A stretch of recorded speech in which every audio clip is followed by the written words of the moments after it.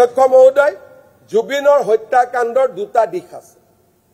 আমি মাৰ্ডাৰ কেছৰ ওপৰত চাৰ্জশ্বিট দিম, কিন্তু এই তদন্ত চলি থাকিব, কাৰণ ইয়াৰ লগত আৰু এটা দিশ জড়িত হৈছে নেগলিজেন্স।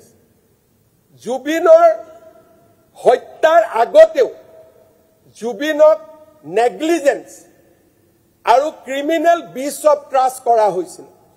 যিহেতু তদন্ত হৈছে, তদন্তৰ পৰিসৰ আৰু বাঢ়িব।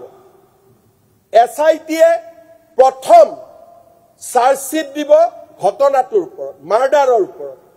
বাট আফটাৰ ডেট ইজ ডান, আমি আৰু এটা তদন্ত কৰিবলৈ নিৰ্দেশ দিছো, কাৰণ বহুত কথা তেওঁৰ উপলব্ধ হৈছে।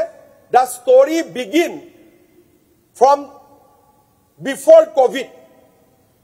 দ্য ষ্টৰী বিগিন আজি লাষ্ট 8 বছৰৰ পৰা এটা ডাঙৰ ষ্টৰী চলি আছে, তাৰ প্ৰমাণ আমাৰ লগত আছে।